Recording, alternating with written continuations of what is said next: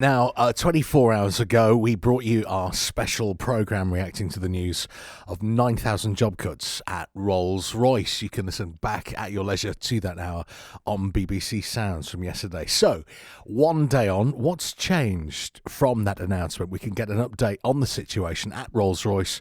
We're talking to Ian Wilson, who's the Derby and Hucknall Works Convenor for Unite, the union. Thank you for speaking to me, Ian. We spoke to the union yesterday. Has there been any updates to you on the situation since then? Um, Good evening, and I'd just like to say very quickly, Mark Wright was one of my heroes as well. So one of the best players I ever saw wearing a Derby County shirt. So I just need to Wasn't he make that just? as well. So that was really good. So thank you for that. Right, going back to the really important question that you've just asked.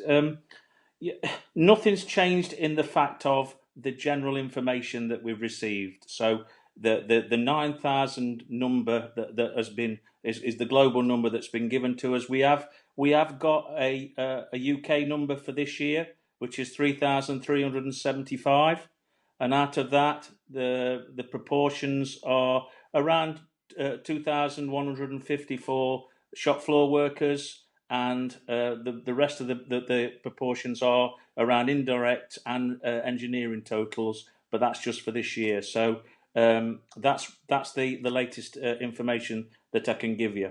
So, since the announcement was made yesterday morning, we then started to get updates on the supply chain and the impact, Ian, as to what happens with the knock on effects down the line. What have you Um, heard, and what impact is this having currently? we haven't. We don't have. So what the company are in the process of doing is slowing down or stopping the supply chain. So bringing in material that is not required because obviously the work isn't going to be there. So there will be a knock on to the supply chain.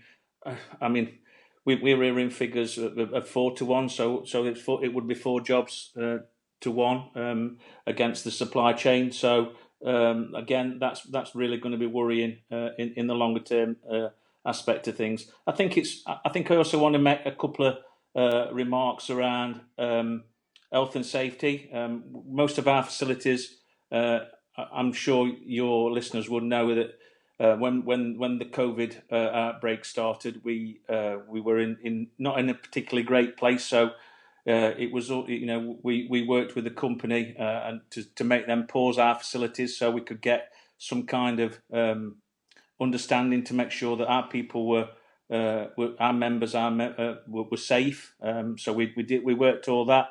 It now looks like that is backfiring on us a little bit, if for want of a better phrase, is that that they were working to make sure that we did all this work very quickly to get to a point where they are they're going to be laying more people off to the point of making people redundant when we've got all these furlough opportunities. Gives us more time to understand what all of the issues are over a period of time. But Rolls-Royce don't want to be doing that. They want to be making people redundant really quickly. And it's really quite disappointing as far as we're concerned of where we seem to be at the moment.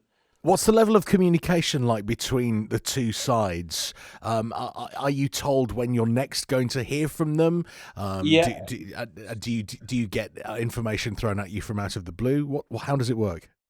we're working as a national TU group at the moment. So all of our sites from Scotland, so in Shinnon, right the way down to Bristol, etc. So we're talking on the phone daily to make sure that we've got general communications. We then talk with the company most days around these issues, and we are getting into hopefully into negotiations. The company probably don't want to do that because they'd like to see that all of our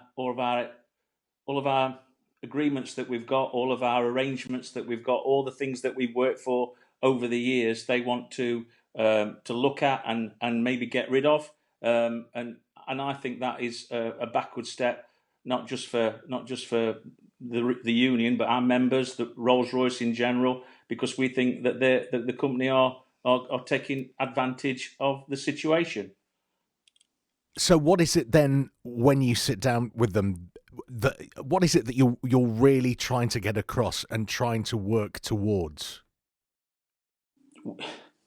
We are trying to make sure that we've got a sustainable future for as many people as we can going forward, understanding that the way where the aviation industry in general, so not just Rolls-Royce, is is obviously massively downsized at the moment, and it's going to take an amount of time to come back. But what we need to do is to try and mitigate as many of the jobs as we can by doing other things than getting rid of people and making them redundant. Now, there will be some people that will want to leave. There'll be other people that may be forced to leave, but the numbers that they're quoting to us, we can maybe come up with other ideas, other ways of working to get to where we need to get to. So it cuts back on a lot of the compulsory redundancies that are going to be expected.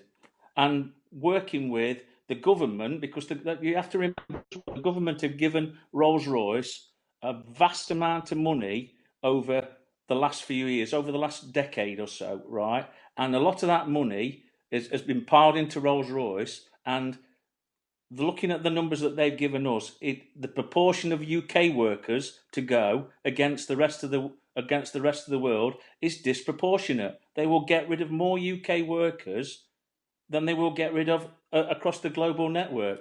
And then what's to stop them then pushing that work out across the networks across the world and not re-employing UK workers? And why should that be something that we just automatically accept as okay? Ian, thank you very much.